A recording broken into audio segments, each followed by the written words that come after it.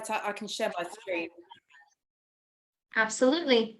Okay, yeah, that's fine. Oh, let's just, oh. Hello. Hello, everyone. Okay, did I admit everybody? I guess we did. Okay, so hi, everyone. It's great to see some of you again. Good morning, good evening, good afternoon. So we're from all kinds of time zones here today. So it's great to see you all. This is the 7th Psychreative session. I just realized that this has been happening for 7 months. Wow. Thank you all for making it happen and for being here. I know it's a Sunday and many of you are busy and you've got so many other engagements to do. So again, thank you for choosing to be here for this 2-hour time slot or for however long you would like to be with us. Sarah will be co-hosting with me. Hey, Sarah. So Sarah will be taking care of your comments in the chat box. Feel free to put your comments there. Also, if you have any questions, you could also use the mic during the Q&A session. So we're going to start off with a brilliant session by Louise. Hi, Louise. Hi. So for those of you who don't know Louise Austin is a third PhD student at the University of Essex, under the supervision of Kevin Liu. Louise has worked in adult education for 30 years, specializing in personal and group transformation. She has trained as an integrative arts psychotherapist and is currently course director at the Institute for Arts in Therapy and Education. She has researched, designed, and led the UK's first accredited program in creative collaboration with Artgym, a global learning and culture change organization. Her current PhD research investigates the transformative learning relationship between educator and adult learner through making and working with images of countertransference. Louise has developed an innovative method for working with images of countertransference, collaborative imaginative engagement. This method extends Jung's active imagination beyond an intrapsychic process of solitary inner work to become a collaborative process of inquiry. So the title of Louise's talk is Playing in the Imaginal Realm, Collaborative Imaginative Engagement as a Jungian Arts-Based Research Method. So Louise will introduce her method of collaborative imaginative engagement as a contribution to the nascent field of Jungian arts-based research. And we can't wait to hear all about it. So Louise, take it away. Oh, thank you. Thank you so much for that introduction, Rula. I suddenly feel really nervous after that introduction. But yes, thank you so much for inviting me to talk and for the introduction as well. So good evening, everyone. I'm not sure the different time differences, but really looking forward to having the opportunity to talk about my research. Bryony, who's here tonight, hi Bryony, spoke the last time and we both run the Jungian Arts-Based Research Forum together at the University of Essex. So it's really good to have a friendly face here tonight as well. So, yes, sort of following on Rula's introduction there, I've been working in education for the last 30 years, but as Rula said, I've also trained as an integrative art psychotherapist. So very much sort of living across two different worlds, education, adult education and psychotherapy, but connected through this idea of facilitating the transformation of the other. And so the interest that has taken me to do PhD research is the relationship, is the educator-learner relationship. And I'm not sure how many people here are trained psychotherapists or come from the field of psychotherapy, but if you do, you'll be very aware that the relationship in psychotherapy is considered sort of fundamental for successful outcomes. And so for me, I was interested in thinking about what role does the relationship have to play between educator and learner. So I'm taking a psychodynamic perspective, in particular through a Jungian lens and an intersubjective lens, to really explore what goes on between the adult educator and the adult learner, and what's also going on beneath the surface. And so the research inquiry that I'm doing is with myself and another fellow educator, so it's a collaborative inquiry, so I've got one research participant. And the methodology, which I'm going to talk a little bit about, is a Jungian arts-based research method. So I thought I'd do 3 things tonight. Is one, just as a starting point to map out what do I mean about the educator-learner relationship, so doing some framing around that. And then I thought I'd share the method. So the method, which is the making and working with images of countertransference. So you sort of get an insider's view into the lived experience of what it's like to be an educator in relationship with the learner, when the intention is to facilitate personal transformation. And maybe to ask that question, is it possible for transformation to go both ways, so that it could be a mutual experience? So I'll share a few findings just so you know where I am in my research. I've literally just finished the research inquiry and I'm now just in that sort of finding stage. So you're sort of catching me right in the moment of that, the mess of it all. So I'll share some of that with you, initial thoughts. And then I thought I'd give you a taster of my collaborative imaginative engagement. So I'm hoping you're going to play in the Imaginal with me tonight, just so you get a sense of it. So I am going to share my screen, so just bear with me while I do that. And hopefully you can see it. So let me just put it onto, right, can everybody see that? Yeah, great, thank you. Okay, so playing in the imaginal realm, starting off with the relationship. And so maybe as a starting point is to think about what do we mean by the educator-learner relationship. And actually, I'll come onto that diagram in a moment. Let me just go back a slide. And I think one of the key authors in the field of transformative education is someone called Clifford Mays, and he writes about the relationship from a Jungian perspective. And I think as a great starting point is this idea that he says is that the educator-learner relationship is archetypal. So for those of you here, some of you may have been in psychotherapy, some of you might be a psychotherapist, but in practice across the world, there's not that many people who see a psychotherapist. But all of us will have been in some kind of relationship with an educator. So all of us will have had a learning relationship. And probably for many of us here tonight, that has continued from childhood into adulthood. So for example, that might be attending a personal growth program. That might be professional training as an educator, as a psychotherapist. It could be attending development within the workplace. So a number of contexts where we might be in the position of a learner. So for example, me, I'm a PhD student. I'm in a relationship with my PhD supervisor. It's a very good example. So for me, the interest is in what goes on inside that relationship. And what are the transformative properties of that particular relationship.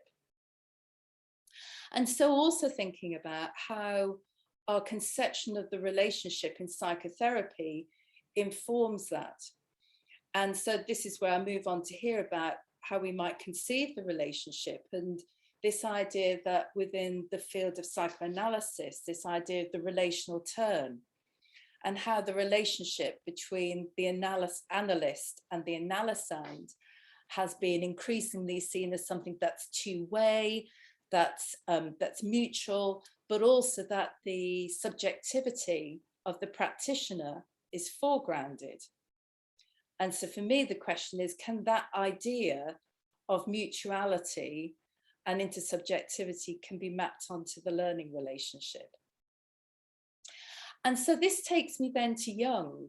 And Jung has often been called upon as the pioneer of our relational and intersubjective conceptions of psychotherapy. And so it takes me to Jung's idea from the psychology of the transference, when he developed his own alchemical model of what the countertransference dynamics might look like. So you'll now see this diagram, and for some of you, you may recognize that it follows the same diagram or diagrammatic portrayal of the relationship that Jung did. So it's an iteration of this sort of six-dimensional, six-directional relationship.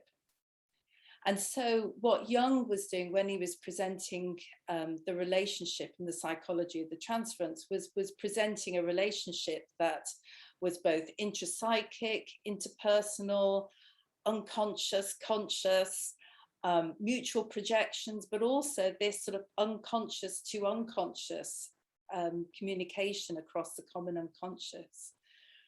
And so what he's doing is presenting the relationship as messy, as intermingled, which in many respects is a far cry from Freud's original conception of the relationship, which was very much more of a one-way street.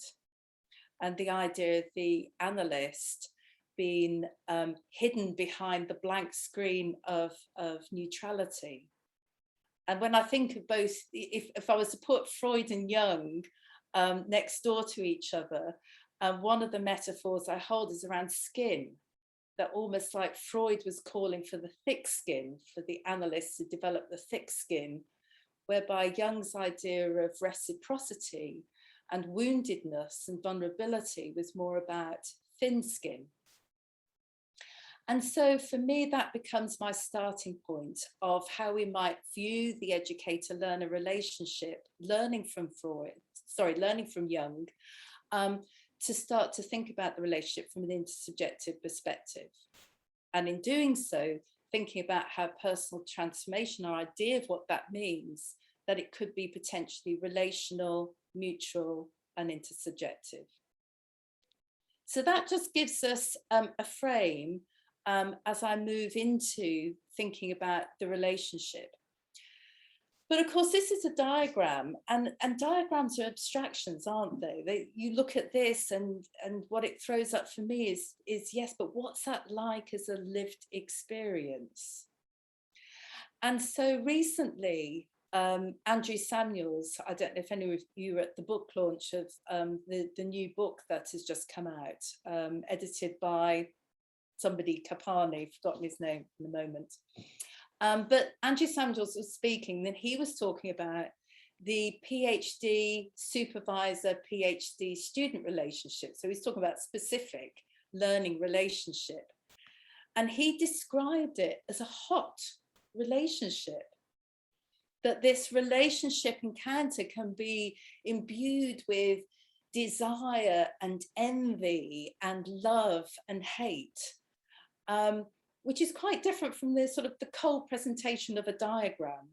This is a hot relationship. And so for me, drawing on my own practice of making images, I created this image of, I sort of developed this idea further of hot relationship. What's it like to climb into that relationship? And came up with this idea of entering the hotbed, but my research is entering the hotbed of the relationship. And so after sort of creating this sort of volcanic image and looking at the word hotbed from the dictionary, the three definitions come up, which I think is really relevant to the research I'm doing, is the idea that the hotbed is something to do with unwanted or unpleasant activity, or it can be described as a bed of soil heated by fermenting manure. but it also can be an environment that favours rapid growth or development.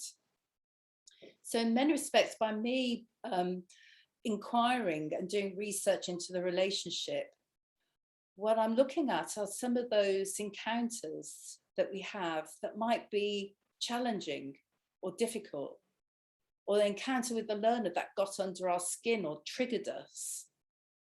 Or it could be something that was so obscure that something happens with me and the learner or a group. And afterwards I think, gosh, what on earth happened there? So that sense of obscurity. And so by making and working with images, what I'm attempting to do is to get into the fermenting manure of the relationship, and to see how by doing that, we might understand the potential for transformation that might be mutual. So therefore, what I'm going to share with you now are some findings from doing the research and the images that we made, and tell you a little bit about the method that I hope will give you a sense of what we've been doing together, myself and this fellow educator, over the last 6 months. So the methodology, in its simplest sense, is finding a way into understanding the relationship and what goes on between us, but also beneath the surface of the relationship through the making and working of images, a countertransference. So I'll tell you just a brief bit about the methodology, and then I'll take you through some examples.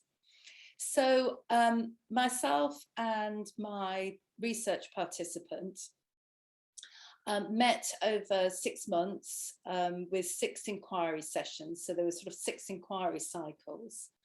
And each time we chose to revisit a particular encounter with a learner. And like I said before, choosing something that either got under our skin or it just sort of feels like unfinished business that we'd like to go back and revisit and sort of relive the experience of that moment of meeting with the learner or a group of learners.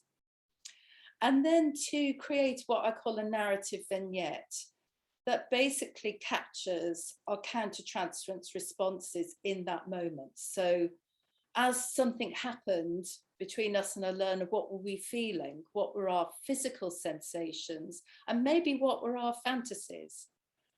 And this actually was inspired by Andrew Samuel's original research that he did in 1985 with psychotherapists exploring their countertransference responses. So it's a sort of an iteration a bit of that.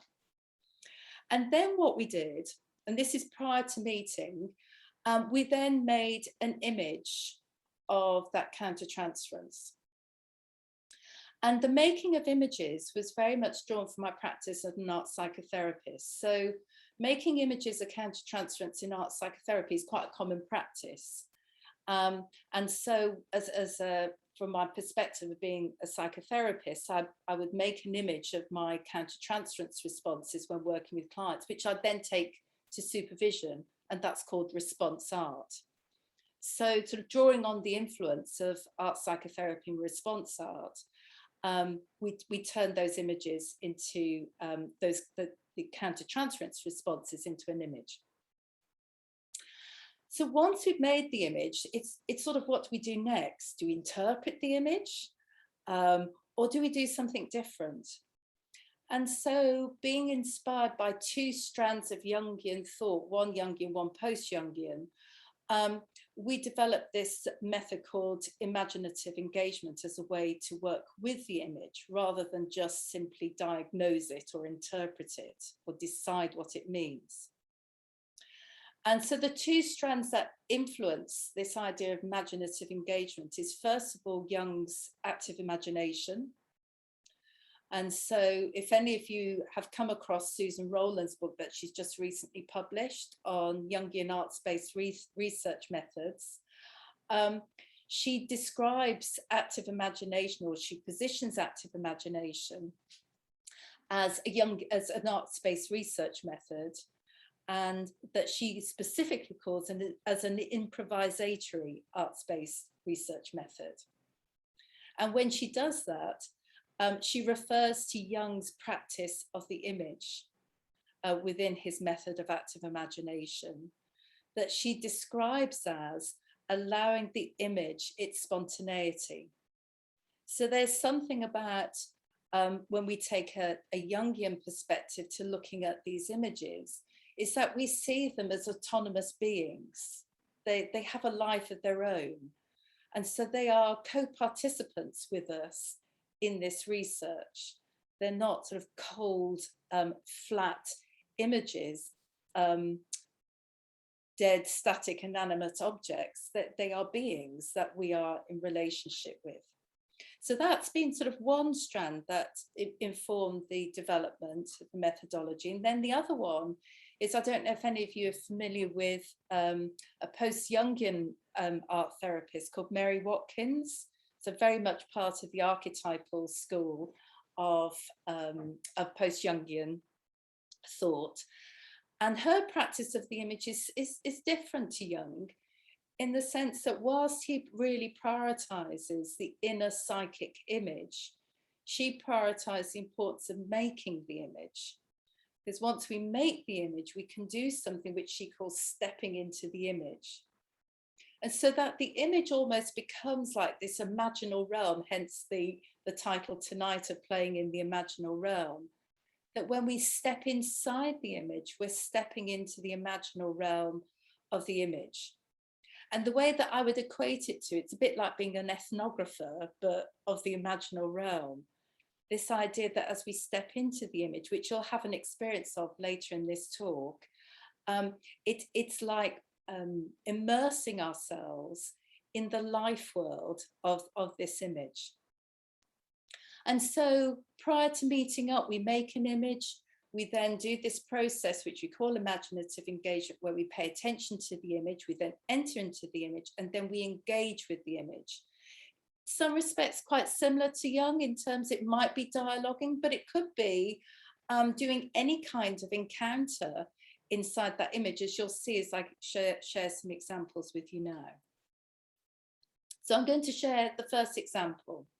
So this is, I'll tell you the scenario first of all. So this was probably 3 years ago, and I'm meeting with a group, and we're just about to embark on a professional development program, and we're day one into this 12-month program.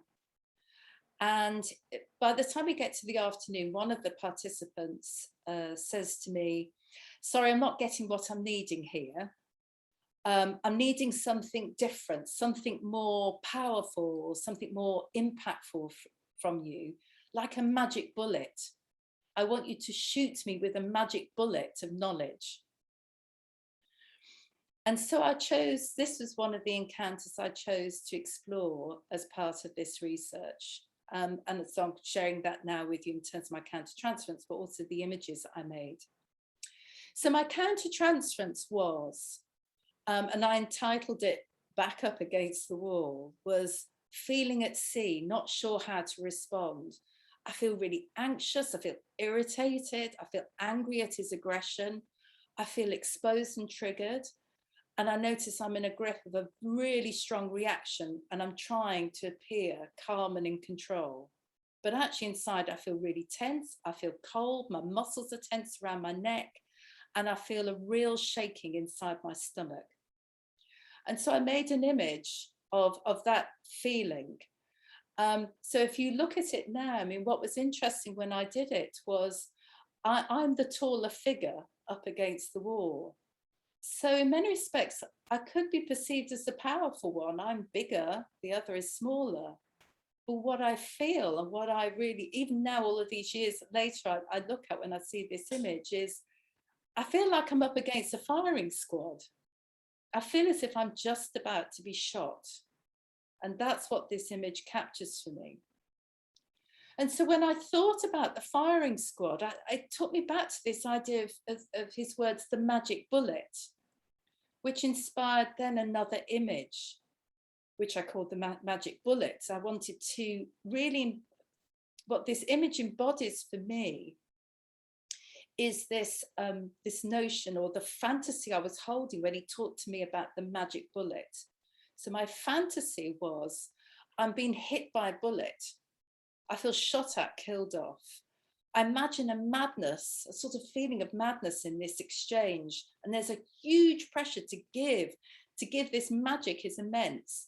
But I feel that I'm dull being the opposite to this dazzling desire for magic.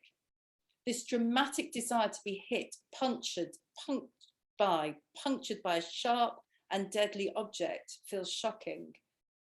And I feel ordinary, not special, a disappointment. I am a dull object. So then what happens when I then step into the image and do an imaginative engagement with this image? I have a really powerful visceral response that evokes another image that I call meeting the force. It's almost like I can't enter into the image.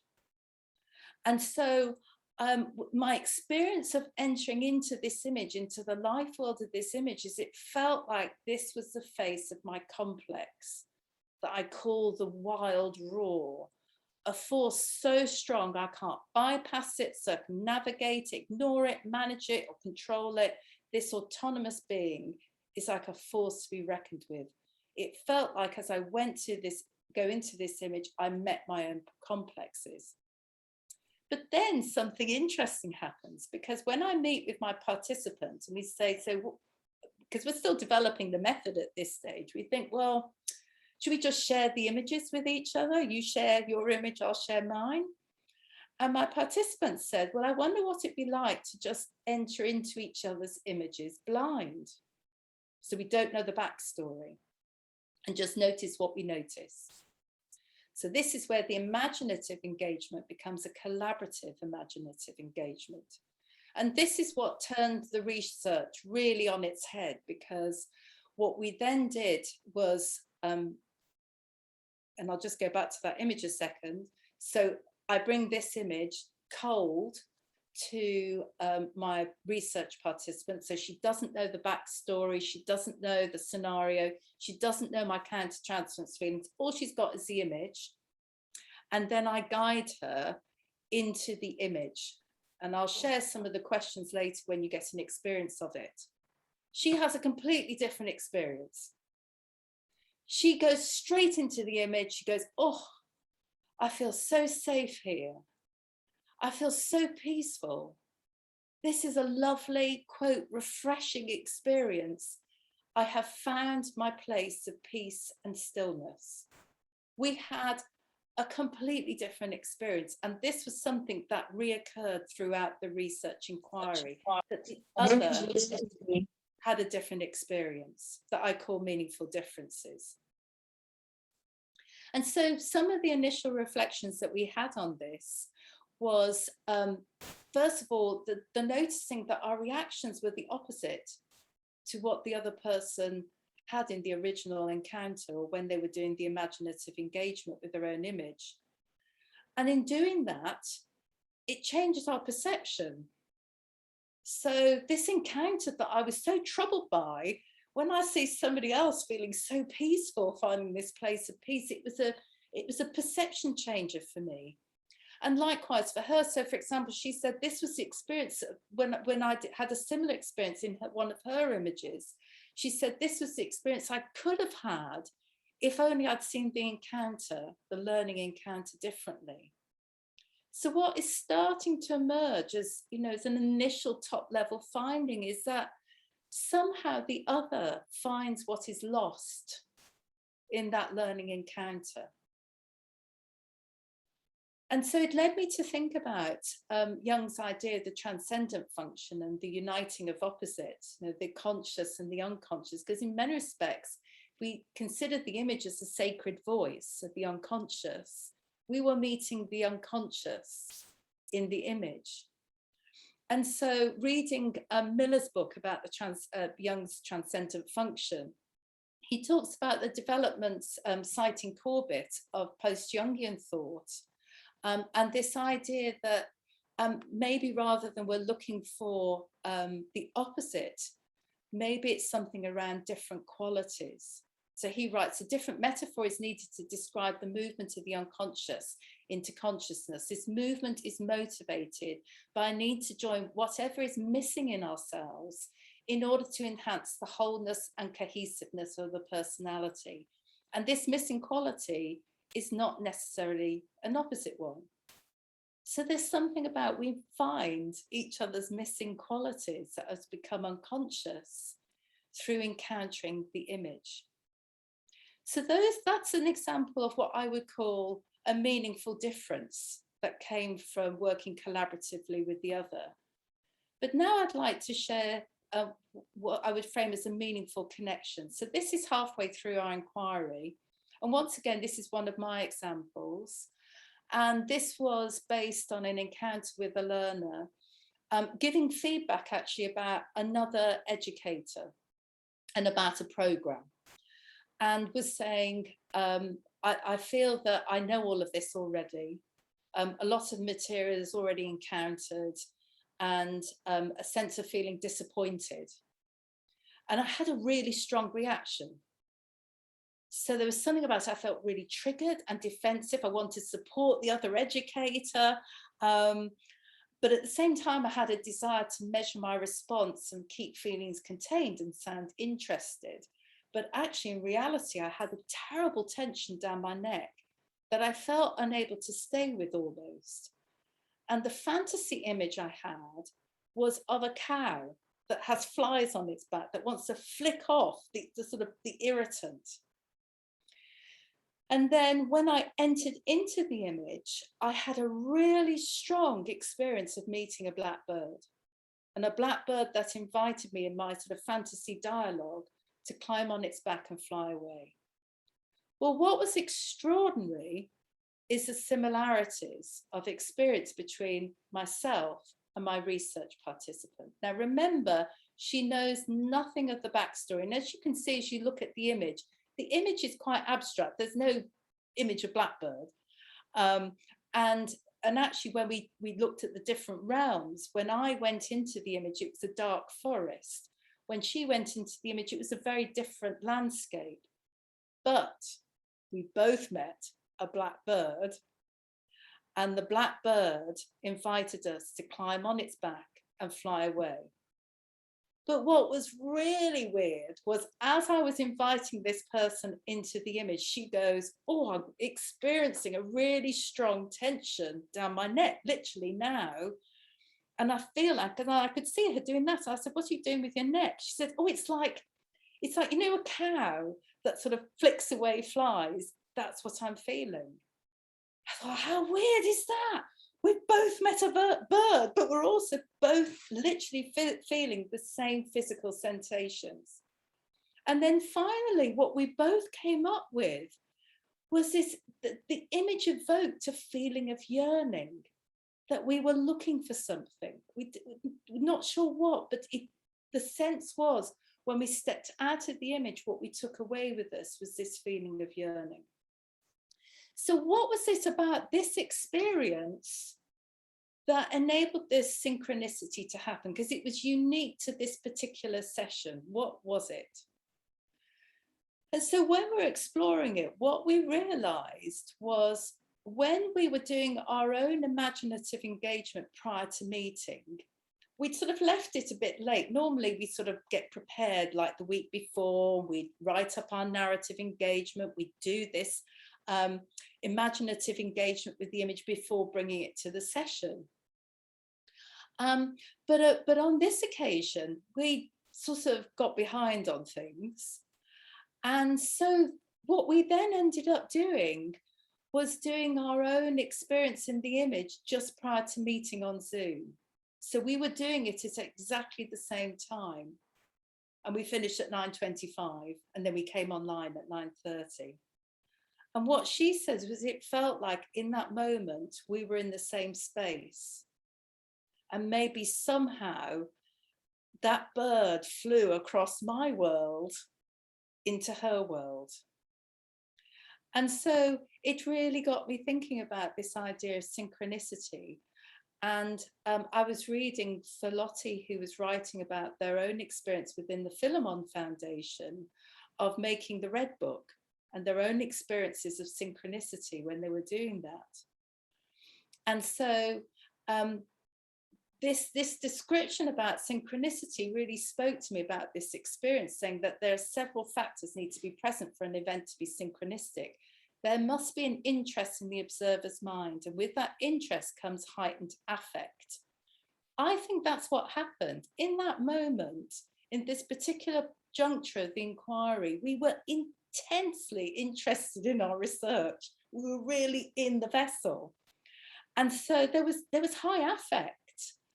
And I think somehow that broke down the walls between worlds. And so as I read this, you know, affect emerges from archetypes. And for us, it was the archetype of the black bird. And when an archetype is activated, energy is put in motion that does not adhere to laws of causality or time or space. Instead, it moves in its own way between psyche or the unconscious, matter or reality. And Jung calls this movement acausal, and von Franz calls it field thinking. And so something around, and I wasn't looking for synchronicity, was activated by us meeting and mingling in the imaginal realm. And so I thought, as a way of bringing this to life, I thought we'd do a live inquiry. So you get a sense of, when I talk about collaborative engagement, what's it like to go into the image? So I hope you're up for it. And you can either just follow the process just in your mind, or you may want to take notes. It's entirely up to you. But the invitation is to follow me, and I will ask you questions, and to enter with me into the imaginal realm of this image. And the same way that replicates the experience with my research participants, you don't know the backstory of this image, you just have this image. So if you're up for it, I'm going to take you through a short process, and then at the end, it will be great as a way of leading up into questions and reflections. It will be great to hear your experience of being in the image and how it compares to simply looking at the image. And the process will probably take a short amount of time, probably about sort of 7 to 10 minutes. So to kick off with, maybe just the invitation is just first of all to look at the surface of this image and just really notice what you notice. So notice the colors, notice the texture, notice how the colors either fill up the space, and notice the different lines and contours. And just allow your eyes to travel around the image and just look at the image with openness and curiosity. And as you're looking at the image, just allow your eyes to be drawn to a particular part of the image. So wherever your eyes choose to go, a part of the image that attracts your attention, curiosity. And wherever that your eyes land, imagine that's the portal into the realm of this image. And the invitation now is to step into that image, as if you were stepping into the realm of the image. And as you step into the image, imagine that you're landing in a realm, and like any landscape, there's an atmosphere, there's maybe a weather pattern. So what's the weather like? What's the weather like in this realm? Is it warm? Is it cold? Is it sunny? Is it wintry? And as you get a sense of the weather, maybe you get a sense of the season. Have you landed into spring or summer? Or is this autumnal, or the onset of winter? And as you get a sense of the season in this world, maybe think about what time of day it is. Is it nighttime, daytime? And so as you're landing in this world and you're getting a sense of the weather and the time and really sort of orientating yourself, and you start to look around, what sounds can you hear?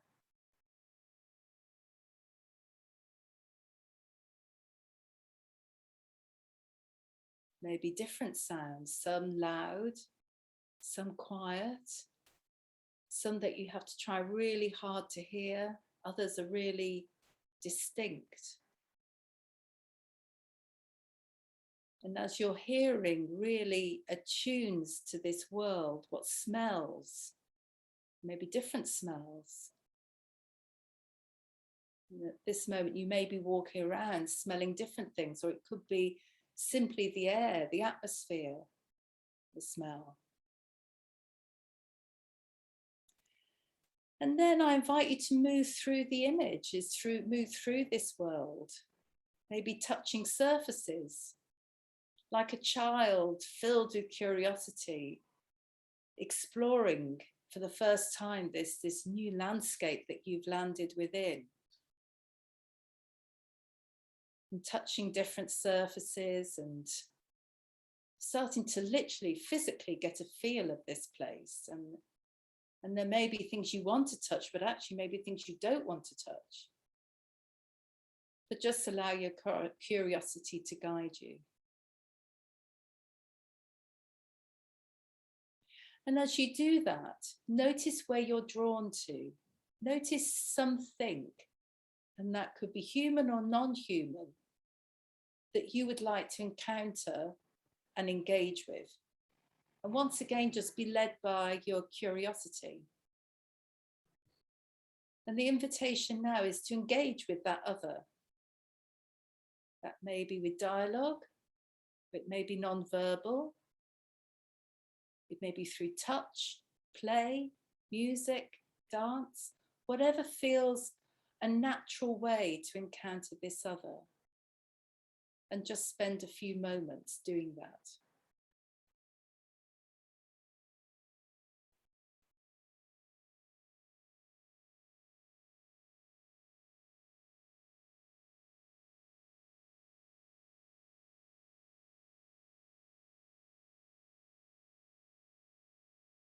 And really notice what it's like to encounter this other, what it's like to be in relationship with this other.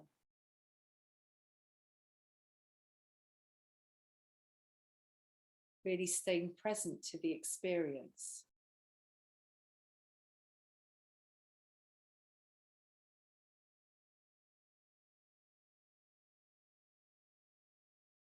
And in a moment, you're going to leave this world, and maybe thinking what you would like to say or do, or even be before you leave this world.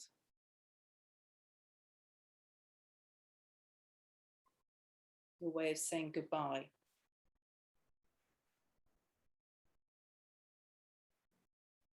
And as you do that, slowly leaving this world, coming back into this world, and doing whatever you need to do to feel grounded back in this world, have a drink, have a stretch, do something. And I'm going to stop share. And in a moment, I'm going to invite some reflections for about sort of 5 minutes, and then I'll make a couple of comments to wrap this this talk up, and then open for questions. But it'd be great to hear a few reflections, and in particular the difference you notice between just simply gazing at an image to stepping inside the image. What was that experience like? And just sort of wave your hand or do some kind of signal to say you want to say something.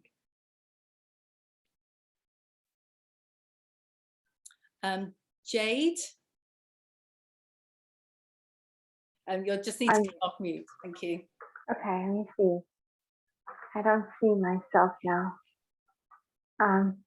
But I can Okay, hear you. there I am. Okay, great. So first thing I was surprised with was how instant it was for me to feel my feet stepping into the imaginary picture and actually feeling like my feet touch paint, like that, you know, sort of. And then over time, it became more like a dream world and less like a paint feeling, where I first noticed that I was drawn to the center of the painting, and it looked like a flower, and then I said hi to the flower, but then it became like a being, you know, that could answer back. Of course, this is all you know, voluntary stuff, but I was surprised by how it could just come so quickly like that, like ideas. And I did feel like I was in a playground, and that was early spring, 3 p.m., kind of like after school sort of feeling. I felt like I could feel like sprinklers and trees fall, you know, leaves falling. Right? Well, not the leaves of